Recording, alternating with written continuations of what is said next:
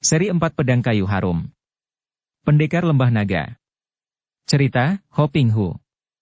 Audiobook, novel silat. Bab 63.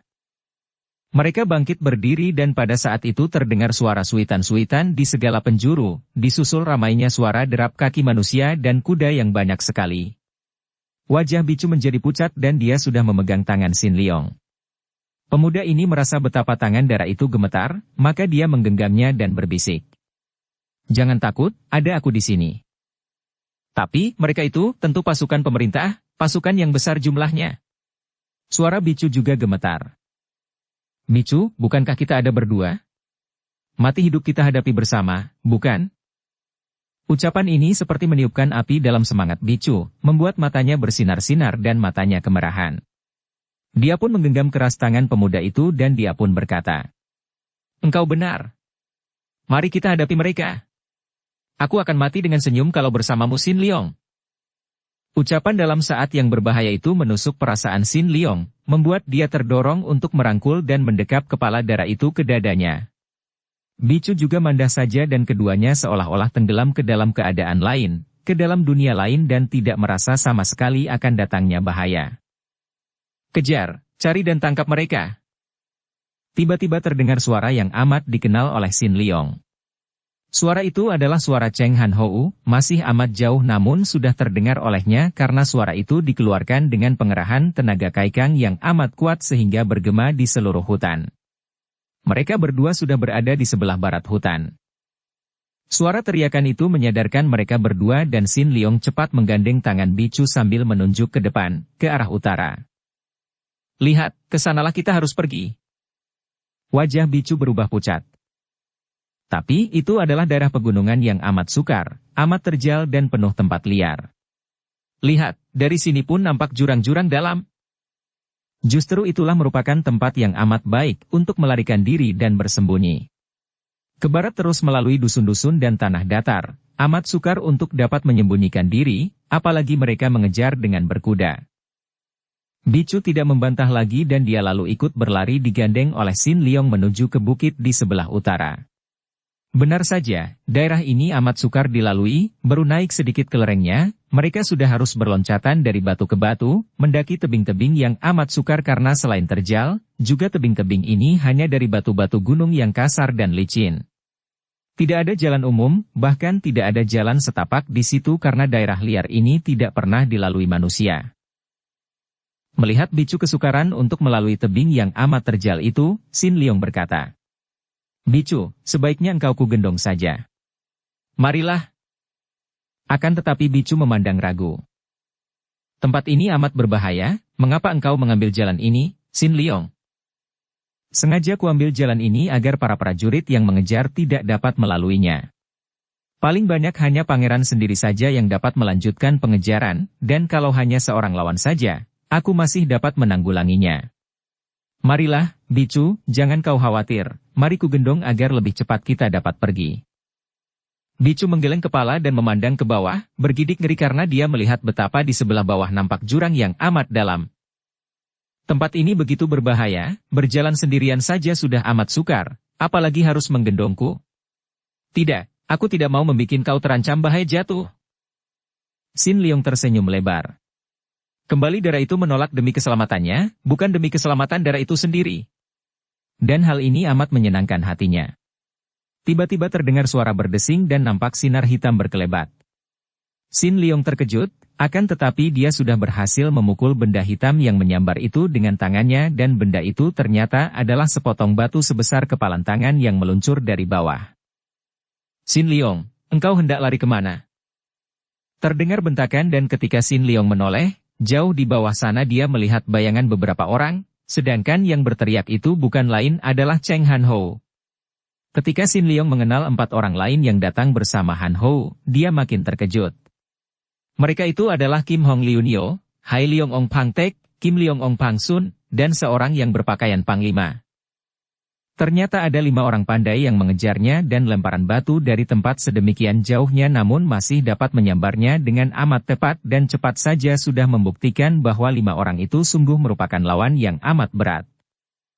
"Celaka, mereka telah menemukan jejak kita." Sin Leong berkata dan tanpa banyak cakap dia menyambar pinggang Bicu, diangkat dan dipanggulnya tubuh darah itu dan dia pun berloncatan naik dengan cepatnya, seperti seekor monyet memanjat saja. Maaf, Bicu, tidak ada lain jalan, katanya.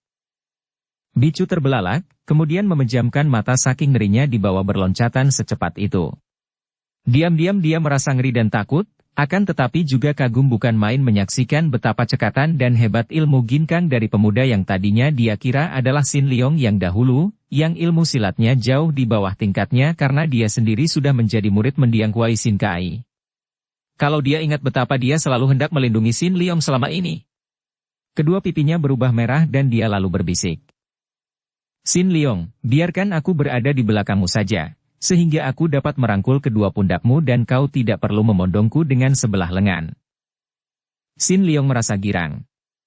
Memang begini sebaiknya sehingga dengan Bicu di belakangnya, dia dapat berlari lebih cepat, dan dapat mengandalkan kedua tangannya untuk membela diri kalau perlu. Maka dia berhenti, menurunkan Bicu kemudian dia menggendong Bicu di punggungnya. Darah itu merangkul lehernya dari belakang dan menggunakan kedua kakinya untuk merangkul pinggangnya. Berdebar juga jantung Sin Leong merasakan betapa tubuh darah itu dengan hangat melekat di tubuh belakangnya, akan tetapi cepat diusirnya bayangan ini dan dia berlari terus. Akan tetapi 5 orang pengejarnya mengerahkan ginkang mereka dengan secepatnya.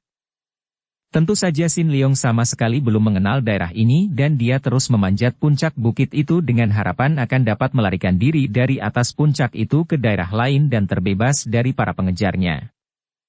Akan tetapi, dapat dibayangkan betapa kagetnya ketika akhirnya dia tiba di puncak bukit itu. Puncak itu merupakan batu datar yang luasnya hanya beberapa tombak saja. Puncak itu dikelilingi oleh jurang-jurang yang dalamnya tak dapat diukur lagi karena dari situ memandang ke bawah tidak kelihatan dasarnya, hanya nampak tonjolan batu-batu di sepanjang tebing itu seolah-olah sekeliling puncak itu yang ada hanya mulut maut yang terbuka lebar. Jalan naik satu-satunya hanyalah melalui jalan yang dipergunakannya tadi, dengan memanjat melalui dinding batu-batu bertumpuk-tumpuk. Dari puncak itu tidak mungkin dapat melarikan diri ke lain tempat, kecuali kembali lagi melalui jalan tadi. Padahal, ketika dia menengok ke bawah, dia melihat Han Hou dan 4 orang temannya sudah mulai mendaki puncak itu. Wah, tidak ada jalan lari lagi, katanya kepada Bicu yang menjadi pucat dan merasa khawatir sekali. Satu-satunya jalan hanyalah melawan mereka. Bicu, jangan khawatir, aku akan melawan mereka mati-matian. Belum tentu aku akan kalah oleh mereka. Kurasa di antara mereka, yang paling lihai adalah Pangeran Cheng Han Hou. Kau jangan ikut-ikut, kau tunggulah saja di sudut sana, berlindung di balik batu itu. Tapi, aku harus membantumu. Bicu, terus terang saja, tingkat kepandaianmu masih jauh sekali selisihnya dengan kepandaian mereka. Sekali maju, berarti engkau menyerahkan nyawa dan mati sia-sia. Apa artinya lagi aku melawan kalau sampai engkau menyerahkan nyawa dan mati konyol? Tidak, Bicu. Kau sembunyi di balik batu itu dan aku akan melawan mereka mati-matian. Kalau kau kalah. Sin Leong menggerakkan pundak. Ya, yang ada hanya menang atau kalah. Kalau aku kalah dan tewas, aku akan mati bersamamu, Sin Leong, seru Bicu. Aku tidak akan kalah, akan tetapi kau penuhilah permintaanku, jangan kau keluar dari balik batu itu. Maukah kau berjanji?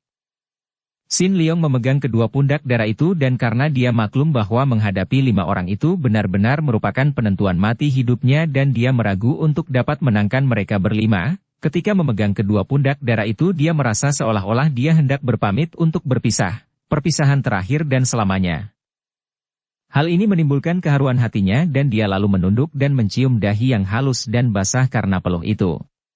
Bicu memejamkan matanya, merangkul dan terisak. Kemudian dia melepaskan diri dan berlari ke sudut tanah atau batu datar itu, bersembunyi di balik sebuah batu besar yang berada di sudut. Legalah hati Sin Leong. Kalau dia menang itulah yang diharapkannya. Akan tetapi andai kata dia kalah dan tewas, dia masih mempunyai harapan mudah-mudahan mereka tidak melihat Bicu dan darah itu akan ditinggalkan dan akan dapat lolos dari tempat itu dengan selamat. Dia lalu menanti dan berdiri tegak, sikapnya tenang sekali. Tidak terlalu lama dia menanti. Cheng Han Ho muncul dengan lompatan terakhir ke atas puncak batu datar itu, muka dan lehernya penuh keringat karena pengejaran tadi dilakukannya dengan sekuat tenaga dan memang pendakian puncak itu amat melelahkan. Akan tetapi wajahnya berseri dan sepasang matanya bersinar-sinar ketika dia melihat Sin Leong berada di situ. Tadinya dia sudah khawatir pemuda itu dapat meloloskan diri. Dekat di belakangnya muncul pula Kim Hong Liunio, wanita yang masih tetap nampak muda dan cantik sekali itu. Kayu papan berbentuk salib masih ada juga di punggungnya. Setelah kematian Li Xiang, pria pertama yang dicintanya, dia memakai lagi papan itu untuk membasmi keluarga Chia, Yap dan Tio, terutama keluarga Qin Lingpai, bukan hanya untuk membalas musuh-musuh gurunya sekarang, melainkan juga untuk membalas kematian kekasihnya itu. Kemudian muncul pula 3 orang pembantu Han Ho itu, ialah Lam Hai Semlo yang kini hanya tinggal 2 orang lagi, yaitu Hai Leong Ong Pang Tek dan Kim Leong Ong Pang Sun, karena orang ketiga dari Lam Hai Semlo, yaitu Hek Leong Ong Chu Bi Kun, telah dibunuh oleh Han Ho sendiri ketika pangeran ini hendak melindungi Sin Leong. Mereka berlima berdiri berhadapan dengan Sin Leong, seperti 5 ekor harimau yang menghadapi seekor kelinci yang sudah tidak dapat melarikan diri lagi. Han Ho tertawa. Hahaha. Leong Te, tak kau sangka, ya. Engkau terjebak di tempat ini, sama sekali tidak ada jalan keluar. Pangeran itu memandang ke sekelilingnya, kemudian kepada Sin Leong lagi dengan wajah berseri membayangkan kemenangan. Pangeran, engkau dahulu yang minta kepadaku untuk menjadi saudara angkat bahkan sampai sekarang pun engkau masih menyebutku adik Leong. Akan tetapi sekarang engkau mengejar-ngejarku, selalu menggangguku, bahkan menghendaki nyawaku. Apa artinya semua ini? Pertanyaan ini diajukan oleh Sin Leong karena memang dia penasaran, bukan dengan maksud untuk minta dikasihani. Mendengar pertanyaan ini, kembali pangeran itu tertawa. Agaknya dia tidak ingin cepat-cepat menyerang Sin Leong, tidak ingin cepat-cepat menghabisi korbannya itu, seperti seekor kucing hendak mempermainkan dulu sang tikus sebelum diterkam, untuk memuaskan hatinya. Dia sudah begitu pasti bahwa sekali ini pemuda yang merupakan lawan amat tangguhnya itu tidak akan dapat lolos lagi. Dia sendiri, biarpun belum tentu kalah oleh Sin Leong, namun mungkin mengalami kesukaran merobohkan adik angkatnya itu, apalagi kalau Sin Leong dibantu oleh orang pandai. Akan tetapi kini di situ terdapat sucinya, 2 orang dari Lam Hai Semlo yang pandai, dan seorang panglimanya yang cukup tangguh. Sin Leong tak dapat lari kemana-mana lagi, karena puncak itu ternyata merupakan jalan buntu. Dan pembantu Sin Leong yang pandai semalam itu agaknya kini sudah tidak ada lagi. Sin Leong, 2 pertanyaanmu itu sudah demikian jelas, perlukah ku jelaskan lagi? Akan tetapi biarlah, agar jangan sampai engkau mati penasaran sehingga arwahmu menjadi setan, dengarkan baik-baik. Aku mengangkatmu menjadi adik adalah karena aku tertarik melihat keberanianmu, tertarik terutama sekali melihat ilmu silatmu sehingga aku ingin sekali mempelajarinya. Dalam hal ini aku berhasil, bahkan aku mewarisi ilmu-ilmu dari suhu yang lebih ampuh daripada ilmu-ilmu yang kau kuasai. Kemudian, mengapa aku mengejar-ngejarmu dan hendak membunuhmu? Jelas pula. Engkau adalah putra dari Chia Bun Hou, cucu dari ketua Qin Lingpai. Ini saja sudah cukup bagiku untuk menangkap atau membunuhmu karena engkau adalah keturunan pemberontak yang dikejar-kejar oleh pemerintah. Kemudian, engkau menjadi penghalang bagiku untuk mencapai gelar jagoan nomor 1 di dunia dan gelar pendekar lembah naga. Oleh karena itulah maka engkau harus mati, Sin Leong. Dan dalam persoalan kedua ini pun aku berhasil. Karena sekarang ini engkau sudah tersudut dan tidak akan mampu lari lagi. Hahaha. Dukung channel Novel Silat dengan subscribe, follow, like, komen dan share. Manusia Shichia, aku sudah menyiapkan hio untuk menyembahyangi arwahmu, terdengar Kim Hong Liunio berkata halus, namun di dalam suaranya itu terkandung kekejaman yang amat mengerikan dan mendirikan bulu roma. Bocah setan, engkau harus membayar nyawa saudara kami Hek Leong Ong, terdengar Pang Tek orang pertama dari Lam Hai Semlo berkata, sedangkan Kim Leong Ong Pang Sun yang tetap bertelanjang tubuh bagian atas itu menyeringai saja. Mendengar ini, Sin Leong mengerutkan alisnya dan memandang kepada Han Ho, akan tetapi pangeran itu hanya tersenyum saja. Tahulah dia bahwa pangeran itu telah bertindak curang, mengabarkan kepada kedua orang dari Lam Hai Semlo itu bahwa dialah yang membunuh Hek Leong Ong, padahal jelas bahwa pembunuhnya adalah pangeran itu sendiri. Akan tetapi, dia tahu bahwa membantah pun tidak akan ada gunanya. Dua orang kakek itu tentu lebih percaya kepada sang pangeran daripada kepadanya, maka dia pun diam saja dan hanya sepasang matanya makin mencorong penuh kegeraman. Chia Xin Liong, aku harus menangkapmu sebagai pemberontak yang buron, panglima yang bertubuh tinggi besar itu membentak pula. Pada saat itu terdengar sedikit suara di balik batu besar dan semua mata ditujukan ke sana. Kiranya bicu yang tadinya bersembunyi tanpa bergerak, mendengar semua ucapan itu menjadi sedemikian kagetnya sehingga tak tertahankan lagi dia bergerak untuk mengintai. Hati siapa tidak akan menjadi terkejut mendengar bahwa Xin Liong, pemuda yang di waktu kecilnya terlunta-lunta itu adalah cucu dari ketua Qin Lingpai yang namanya menggetarkan langit dan bumi? Mendengar kenyataan yang amat mengejutkan dan mengherankan ini membuat dia merasa bangga akan tetapi juga amat khawatir akan keselamatan Xin Liong, maka dia bergerak hendak mengintai.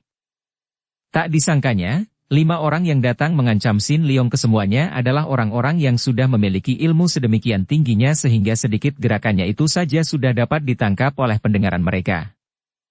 Chen Qiangkun, kau tangkap orang di belakang batu itu. Han Hou berseru keras. Baik, Pangeran. Panglima Shichen itu bertubuh tinggi besar, berkulit hitam dan sepasang matanya lebar. Dalam pakaian perang itu dia nampak gagah perkasa seperti tokoh cerita Semkok yang bernama Tiofi. Agaknya dia girang menerima perintah ini, seolah-olah memperoleh kesempatan untuk memperlihatkan kepandaian dan membuat jasa. Sementara itu, ketika mendengar perintah ini, tahulah bicu bahwa dia telah ketahuan dan percuma saja bersembunyi terus. Dia tidak takut karena memang tadinya dia tidak ingin bersembunyi, melainkan hendak menghadapi bencana di samping Xin Liong. Apalagi kini dia telah mengetahui bahwa Xin Liong adalah keturunan Qin Lingpai, maka hatinya menjadi semakin besar dan tidak takut mati. Muncullah darah itu dari balik batu besar dan melihat darah ini, Chen Qiangkun terbelalak dan merasa heran, bingung dan kecewa. Mana mungkin dia, seorang panglima besar, seorang laki-laki gagah perkasa, harus menghadapi seorang darah remaja seperti itu? Sedangkan Pangeran Cheng Han Hou juga terkejut lalu tertawa bergelak ketika mengenal gadis itu. Hahaha, Chia Xin Liong yang terkenal sebagai pria alim itu ternyata secara diam-diam di mana-mana disertai wanita cantik. Tangkap dia, Chen Qiangkun. Karena perintah itu diulangi, terpaksa Chen Qiangkun lalu menubruk ke depan hendak menangkap bicu. Karena gerakannya memang cepat sekali, maka sekali sambar saja dia sudah berhasil menangkap pergelangan tangan kiri bicu. Kerbau-bau, lepaskan aku, bentak bicu dan tangannya bergerak menampar. Plak! Pipi yang lebar dari panglima itu sudah kena ditampar oleh tangan kanan bicu. Tentu saja Chen Qiangkun menjadi marah bukan main. Dia dimaki kerbau busuk dan bahkan pipinya ditampar oleh bocah ini. Perempuan liar kau! Tangannya bergerak dan muka bicu sudah ditamparnya sehingga bicu terpelanting dan untung tubuhnya menabrak batu besar. Kalau tidak tentu dia akan terguling ke dalam jurang yang berada di dekat batu besar itu. Keparat. Tiba-tiba nampak bayangan berkelebat dan tahu-tahu Xin Liong telah tiba di depan si panglima yang sudah hendak mengejar lagi, entah untuk memukul lagi atau menangkap. Melihat pemuda itu sudah berada di depannya, Chen Qiangkun yang marah dan merasa malu itu menimpakan kemarahannya kepada Xin Liong dan memang dia ingin membuat jasa, maka dia pun cepat menghantamkan kedua tangan secara bertubi-tubi ke arah kepala dan perut Xin Liong. Serangannya ini cepat dan amat kuatnya karena memang dia seorang ahli guakang, tenaga luar, yang telah melatih kedua lengannya sehingga menjadi matang biru dan luar biasa kerasnya. Namun Xin Liong yang sudah marah sekali melihat betapa bicu ditampar oleh pria ini, sudah menggerakkan kedua lengan menyambar sambil mengerahkan tenaga Tiante Xinjiang. Krek! Krek! Panglima Chen mengeluarkan rintihan bercampur teriakan kaget. Kedua pergelangan lengannya patah ketika bertemu dengan lengan pemuda itu dan selagi dia terbelalak itu Xin Liong sudah menggerakkan tangan menampar dengan punggung tangan kiri. Des! Tubuh perwira tinggi itu terpelanting dan terbanting keras. Dia tidak dapat bangun lagi karena sudah pingsan terkena tamparan keras yang membuat tulang rahangnya retak-retak itu. Akan tetapi, pada saat itu, Han Hou dan 3 orang temannya sudah berlompatan dekat dan pada saat Xin Liong merobohkan Chen Qiangkun, atas isyarat Han Hou, mereka berempat secara berbareng telah melakukan serangan yang amat dahsyatnya kepada Xin Liong. Han Hou yang sudah maklum akan kelihayan adik angkat itu, telah berjungkir balik dan menggunakan ilmu Hokte Sin Kun, Kepalanya menjadi kaki dan kedua kakinya mengirim tendangan-tendangan aneh dibantu oleh kedua tangan yang melakukan pukulan-pukulan jarak jauh dari bawah. Sementara itu, Kim Hong Liunio telah menyerang pula dengan sabuk merahnya, melakukan totokan ke arah 9 jalan darah terpenting dari tubuh lawan bagian depan secara bertubi-tubi. Hai Leong Ong Pangtek yang bermuka hitam sudah menerjang dengan pedangnya yang ganas, dengan ilmu pedang Leong Jiao Kiam Sut, sedangkan si kecil pendek Kim Leong Ong Pang Sun sudah mengandalkan ginkangnya, meloncat tinggi dan menyerang dari atas menggunakan pukulan dengan tangan kirinya yang bergelang emas tebal. Dalam segebrakan ini Sin Leong menghadapi 4 lawan yang menyerangnya sekaligus, masing-masing menggunakan serangan yang amat berbahaya dan dahsyat. Tentu saja Sin Leong terkejut sekali. Dia sudah mengisi kedua lengannya dengan tenaga Tiante Xinjiang yang membuat kedua lengan itu kebal terhadap senjata tajam. Sinar merah sabuk Kim Hong Liunio ditamparnya dengan jari tangan sehingga ujung sabuk itu membalik, pedang Hai Leong Ong Pangtek dan pukulan Kim Leong Ong Pang Sun ditangkisnya pula dengan kedua tangannya. Membuat pedang itu menyeleweng dan Pang Sun yang tertangkis pukulannya itu mencelat ke belakang, akan tetapi pada saat itu, kedua kaki Han Hou sudah melakukan tendangan-tendangan aneh dalam keadaan jungkir balik. Sin Leong menggunakan kedua tangannya untuk menangkis dan mengelak, dan dia merasa betapa dari kedua kaki itu menyambar hawa yang aneh dan kuat bukan main. Tahulah dia bahwa ilmu ini aneh sekali, dan selagi dia hendak menggunakan ilmu Hok Mo Cap Saciang, 3 orang yang lain telah menerjangnya lagi. Maka sibuklah Sin Leong mengelak dan menangkis. Pada saat itu Han Hou mengeluarkan suara nyaring melengking dan tubuhnya yang berjungkir balik itu kembali menerjang maju. Kakinya bergerak aneh ke arah Sin Leong yang sedang sibuk menghadapi serbuan 3 orang lihai itu. Sekali ini Sin Leong menjadi sibuk juga, jalan satu-satunya hanya meloncat ke belakang, akan tetapi di belakangnya, hanya sejauh 1 tombak, adalah jurang yang amat dalam. Maka terpaksa sekali dia menangkis lagi, berdiri dengan tegak dengan kedua kaki terpentang, lalu dia membentak dengan suara keras, kedua tangannya didorongkan ke depan, sekaligus menangkis serangan 4 orang itu. Hawa yang amat dahsyat menyambar dari kedua telapak tangannya, menangkis semua serangan itu. Terjadilah pertemuan tenaga yang amat dahsyatnya dan akibatnya, tubuh Han Hou yang berjungkir balik itu terlempar seperti layang-layang putus talinya, juga Kim Hong Liunio terhuyung ke belakang, dan kedua orang Lam Hai Sem Lo itu terjengkang dan bergulingan, mereka seperti dilanda angin taufan yang amat kuat. Akan tetapi, menghadapi gempuran tenaga 4 orang yang disatukan itu, Sin Leong sendiri terlempar ke belakang dan tak dapat dihindarkan lagi tubuhnya melayang ke dalam jurang. Sin Leong, aku ikut. Bicu menjerit, meloncat ke tepi jurang lalu tanpa ragu-ragu lagi dia meloncat turun. Karena dia meloncat dengan menggunakan tenaga, maka tenaga loncatan itu menambah cepatnya tenaga luncuran tubuhnya sehingga dia dapat menyusul tubuh Sin Leong. Bicu! Sin Leong yang jatuh dalam keadaan telentang itu berteriak kaget melihat tubuh Bicu juga jatuh menyusulnya. 4 orang itu merangkak bangun dan berlari ke tepi jurang. Melihat tubuh kedua orang itu meluncur turun dengan cepatnya, kematian tak dapat disangsikan lagi pasti akan menyambut mereka berdua di bawah sana. Pangeran Cheng Han Hou tertawa bergelak sambil memandang langit. Hahaha. Selamat jalan, Chia Sin Leong. Hahaha, akulah sekarang pendekar lembah naga. Inilah pendekar lembah naga. Dia menepuk-nepuk dada sendiri sambil tertawa-tawa. Baru sekarang terasa benar bahwa betapa sesungguhnya dia amat membenci Sin Leong, semenjak permulaan. Benci yang timbul karena iri hati. Biarpun dia seorang pangeran, namun dia iri melihat betapa pemuda itu demikian gagah berani, demikian jujur, demikian setia, dan keturunan dari para pendekar besar dari Qin Ling Pai pula. Dia merasa iri, apalagi setelah dia tahu bahwa Sin Leong mewarisi ilmu-ilmu yang amat tinggi. Kini satu-satunya saingan baginya telah lenyap. Dia selalu merasa rendah diri kalau dekat dengan Sin Leong. Pemuda itu begitu alim, tidak dapat digoda nafsu berahi, begitu tenang dan dapat menguasai perasaan dan keadaan. Kini telah tiada, telah hancur lebur di dasar jurang yang tak nampak itu. Sudahlah, jangan kau menangis saja. Hatiku menjadi makin bingung dan kacau kalau engkau menangis. Mereka duduk di dalam sebuah kuil tua. Sun Eng menangis sambil menyandarkan kepalanya di dada Hieseng yang merangkulnya dan mengelus rambutnya yang hitam dan halus itu. Akan tetapi Sun Eng menangis makin sedih. Betapa tidak akan hancur dan terharu rasa hatiku, Koko, dia terisak-isak.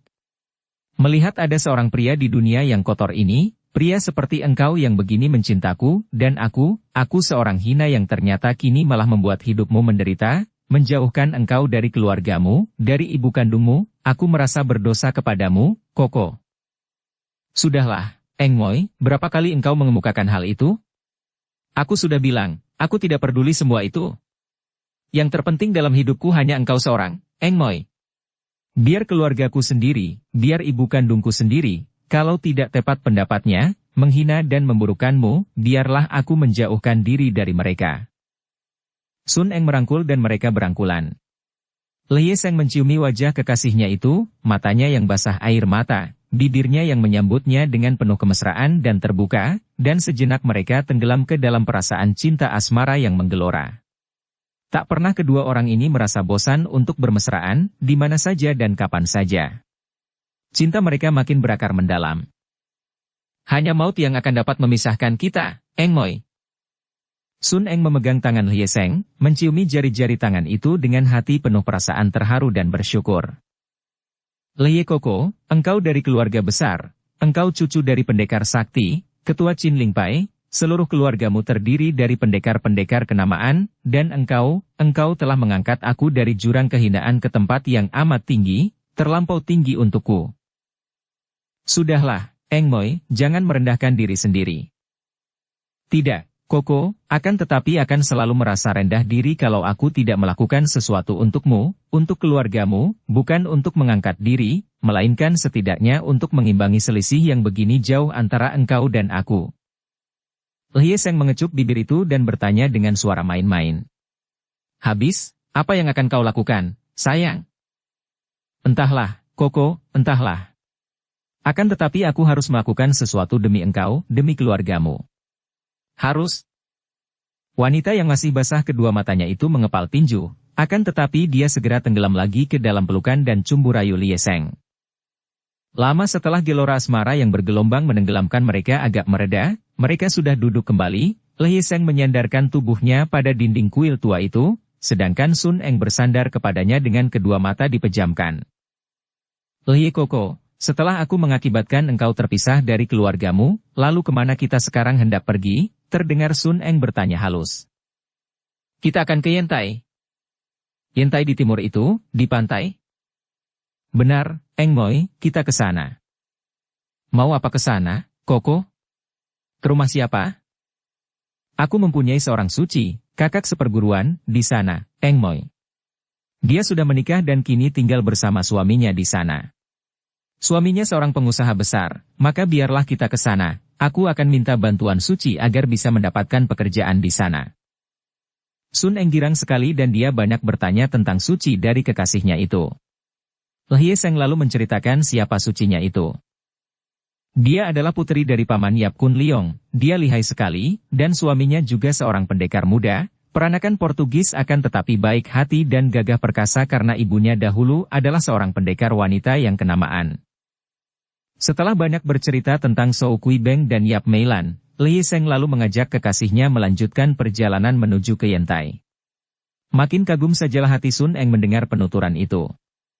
Kiranya, semua keluarga kekasihnya terdiri dari orang-orang hebat belaka, pendekar-pendekar kenamaan dan mengingat akan semua ini, makin menyesal hatinya, mengapa dia sebagai murid suami istri pendekar Chia Bun Hou dan Yap In Hong sampai menyeleweng.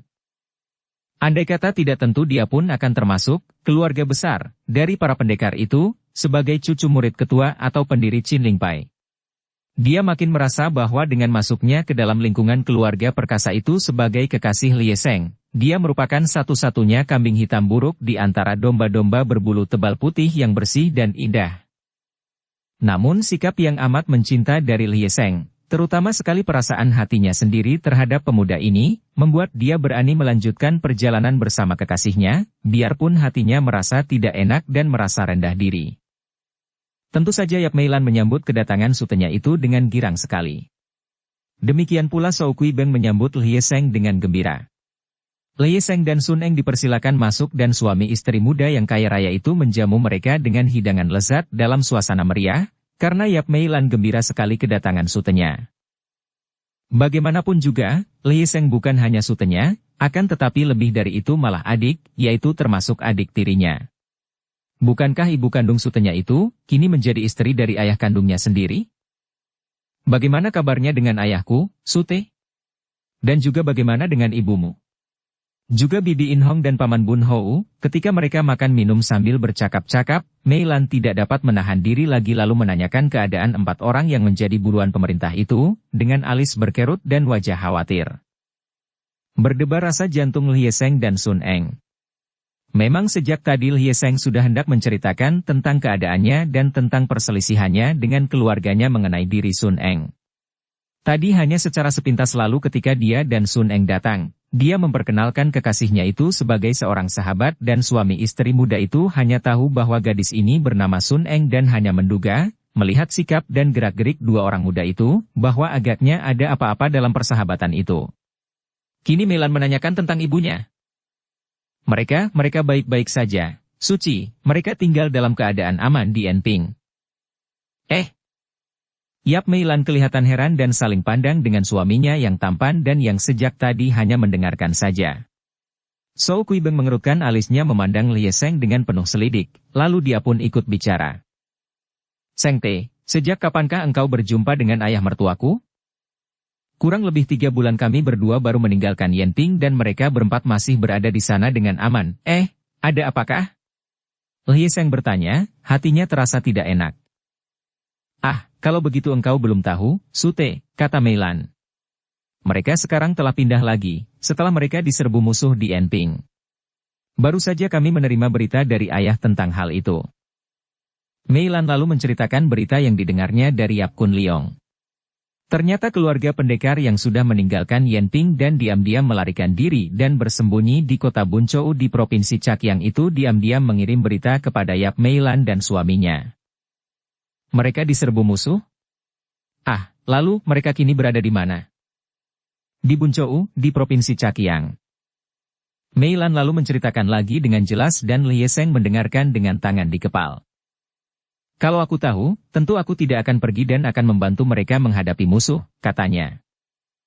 Diam-diam Sun Eng merasa gelisah sekali dan juga menyesal, karena kekasihnya itu terpaksa meninggalkan keluarganya demi dia. Sudahlah, Sute. Mereka kini telah selamat dan karena berada di tempat yang semakin jauh dari kota raja, agaknya di selatan itu mereka dapat hidup aman. Aku sudah mengirim perbekalan dan uang kepada mereka, melalui orang kepercayaan suamiku yang mengadakan pelayaran ke selatan. Lalu, engkau sendiri dan adik Sun Eng ini, ada keperluan apakah kalian datang ke sini? Ataukah hanya untuk menengok sucimu ini? Lie Seng menarik napas panjang. Saat yang digelisahkan sudah tiba, dia harus menceritakan semuanya kalau dia menghendaki tinggal bersama kekasihnya di Entai ini. Sesungguhnya, amat sukar bagiku menceritakan semua ini, Suci.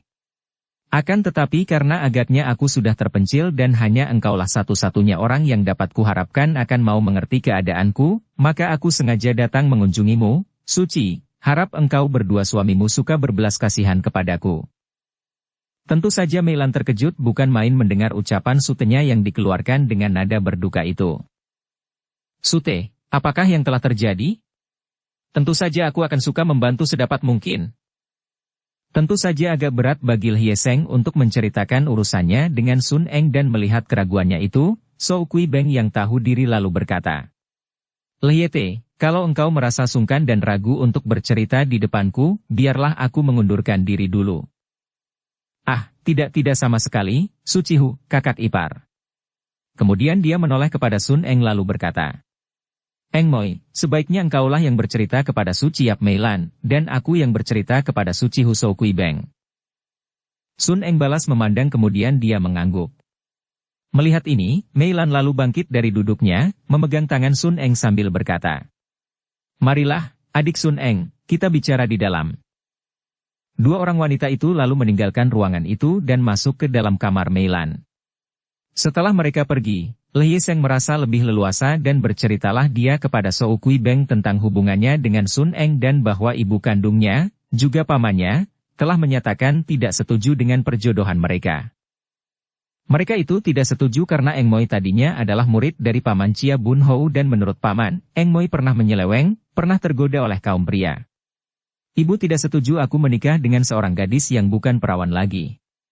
Itulah persoalan kami, Cihu, sehingga terpaksa aku bersama Eng Moi pergi meninggalkan mereka. Karena tidak tahu harus pergi kemana, maka aku mengajaknya ke sini dengan harapan Cihu suka menolongku dan memberi pekerjaan agar aku bersama Eng Moi dapat hidup di kota ini dan kalau mungkin, kuharap Suci dan Cihu dapat meresmikan pernikahan kami. Zhou Kuibeng mengangguk-angguk dan alisnya yang tebal itu berkerut. Dia sendiri merasa kecewa mendengar bahwa kekasih Lie Seng adalah seorang wanita yang pernah tergoda oleh kaum pria. Dia tidak dapat membayangkan sampai berapa jauhnya kata, menggoda, itu, akan tetapi kalau sampai gadis itu tidak perawan lagi, tentu godaan dan penyelewengan itu sudah terlalu mendalam. Namun, cinta kasih memang aneh dan dia sendiri tidak berani mencampuri. Tentu saja aku dapat menolongmu dengan pekerjaan yang kau perlukan, dan untuk engkau tinggal di kota ini pun bukan hal yang sukar dan dapat kuatur sebaiknya. Hanya mengenai peresmian pernikahanmu, agaknya hal itu amat sukar. Kurasa sucimu juga akan sependapat denganku bahwa kami tentu saja tidak akan berani bertindak selancang itu, melampaui ibu kandungmu dan ayah kandung isteriku untuk meresmikan pernikahanmu, seolah-olah mereka orang-orang tua itu sudah tidak ada saja. Tidak, Seng Te, kurasa hal ini tidak mungkin. Lie Seng menarik napas panjang. Andai kata tidak mungkin pun tidak mengapa. Kami sudah mengambil keputusan hidup bersama, dinikahkan secara resmi ataupun tidak, bagi kami sama saja. Ucapan ini mengandung kepedihan hati akan tetapi juga mengandung keputusan nekat. Sementara itu, di dalam kamar, Sun Eng juga bercerita kepada Meilan. Akan tetapi berbeda dengan cerita Lie Seng, wanita ini menceritakan segalanya tanpa ditutup-tutupi lagi. Dia menceritakan penyelewengannya ketika dia masih menjadi murid Chia Bun Hou, betapa melihat kedua orang gurunya itu dalam keadaan pengasingan diri tidak melakukan hubungan suami istri, membuat dia merasa kasihan kepada Bun Hou dan dia telah mencoba untuk merayu gurunya sendiri. Kemudian betapa dia terpikat oleh godaan kaum pria sehingga dalam kepatahan hatinya karena dibenci oleh kedua gurunya, dia melakukan penyelewengan-penyelewengan sehingga tidak diakui lagi sebagai murid suami istri pendekar itu. Kemudian, diceritakan pula tentang penyesalannya, tentang usahanya menolong kedua gurunya itu sehingga dia bertemu dengan Lie Seng. Betapa dia sudah menceritakan semua pengalamannya itu kepada Lie Seng, dan mereka masing-masing berpisah selama 1 tahun untuk menjajaki hati masing-masing dan kemudian bertemu lagi dan cinta mereka bahkan semakin mendalam. Demikianlah, Enci. Aku tahu akan keadaan diriku.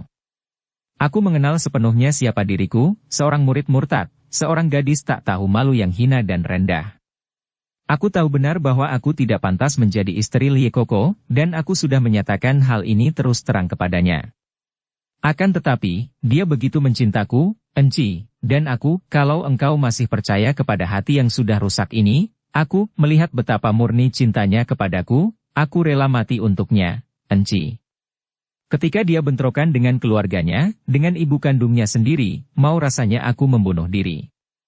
Akan tetapi aku tahu, cara itu bahkan akan membuat Lie Koko menjadi makin berduka saja, maka aku menuruti segala kehendaknya dan demikianlah, kami berdua tiba di sini. Agaknya, sekarang terletak dalam tangan Enci nasib Lie Koko, dan menangislah Sun Eng. Sejenak Yap Meilan termenung, membiarkan gadis itu menangis. Di dalam hatinya terjadi perang. Tentu saja dia tidak dapat menyalahkan ibu tirinya atau ibu kandung Lie Seng yang kini menjadi istri ayah kandungnya, juga tidak menyalahkan suami istri Chia Bun Hou. Siapa orangnya yang merasa senang melihat putranya berjodoh dengan seorang gadis yang begitu rusak batinnya, yang telah menjadi permainan kaum pria, bahkan yang begitu tak tahu malu untuk menggoda dan mengajak main gila kepada suhunya sendiri? Akan tetapi, kalau mereka sudah saling mencinta di antara mereka berdua, dan terutama sekali dia tidak meragukan cinta wanita ini terhadap sutenya. Baginya, cinta kasih asmara adalah urusan dalam dari dua orang yang bersangkutan dan orang lain sama sekali tidak boleh menilainya, tidak boleh mencampurinya. Tentu saja kalau menurut suara hatinya sendiri, dia pun akan merasa kecewa melihat sutenya berjodoh dengan seorang gadis yang sudah pernah menyeleweng seperti Sun Eng ini. Akan tetapi dia maklum bahwa campur tangan perasaannya ini tidaklah benar, setidaknya, tidak akan membahagiakan hati sutenya. Maka dia menarik napas panjang. Sudahlah, adik Eng. Yang terpenting bagi kalian adalah isi hati kalian masing-masing. Tentu saja kami akan suka menolong kalian, terutama kekasihmu adalah Suteku yang tersayang. Mari kita temui mereka dan kita bicara lebih lanjut. Mereka lalu keluar dan kembali ke ruangan tadi. Melihat kekasihnya masuk bersama sucinya dengan kedua mata agak membengkak dan merah oleh tangis, mengertilah Lie Seng bahwa Sun Eng tentu telah menceritakan segala-galanya, termasuk penyelewengannya. Maka dia segera menyambut dan menggandeng tangan kekasihnya, meremas jari-jari tangan Sun Eng dan dari sentuhan ini seolah-olah dia telah menghibur dan membesarkan hati kekasihnya itu. Kemudian mereka duduk mengelilingi meja seperti tadi. Memang tepatlah pendapat Shou Kui Beng yang dikatakan kepada Lie Seng tadi. Yap Meilan dengan rela dan senang hati mau menolong sutenya dan dia setuju sepenuhnya kalau suaminya memberi pekerjaan yang layak kepada sutenya. Akan tetapi dia tidak berani kalau harus meresmikan pernikahan kedua orang muda itu. Hal itu tidak mungkin dapat kami lakukan, Sute. Harap Sute memakluminya, ibu kandungmu masih ada, pamanmu masih ada, mana mungkin aku berani bersama suamiku bertindak sedemikian lancangnya untuk menjadi walimu dan meresmikan pernikahanmu. Hal itu tentu saja menjadi lain kalau andai kata ibu kandungmu itu memberi kekuasaan dan persetujuan kepada kami. Harus kau ingat bahwa ibu kandungmu berarti juga ibu tiriku, maka aku sama sekali tidak berani. Ayah tentu akan marah kepadaku kalau aku sampai berani selancang itu. Maka, kau maafkanlah kami berdua, Sute. Lie Seng dapat menerima alasan-alasan mereka itu dan demikianlah, mulai hari itu, Lie Seng diberi pekerjaan oleh Shou Kui Beng. Karena perdagangan Kui Beng meliputi perdagangan barang-barang hasil bumi yang diangkut dengan perahu-perahu, dan setiap hari banyak sekali perahu-perahu hilir mudik di pelabuhan Yantai, maka Lie Seng diberi tugas untuk mengawasi kelancaran pemuatan hasil bumi ke perahu-perahu itu, menjaga jangan sampai ada kecurangan. Selain pekerjaan, juga suami istri yang kaya ini menyediakan sebuah rumah lengkap dengan segala perabotnya untuk Lie Seng dan Sun Eng. Penyambutan yang amat baik ini makin mengharukan hati Sun Eng. Dia merasa semakin terpukul melihat kebaikan Meilan, suci dari kekasihnya. Makin dia kagum kepada Lie Seng dan keluarganya, makin dia merasa dirinya kecil dan tidak berharga, rendah dan tidak patut menjadi teman hidup seorang pendekar seperti Lie Seng.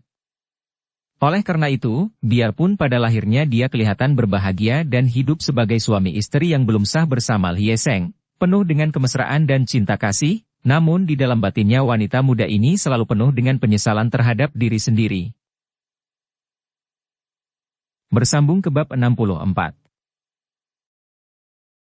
Dukung kami dengan subscribe, follow, like, komen dan share. Terima kasih.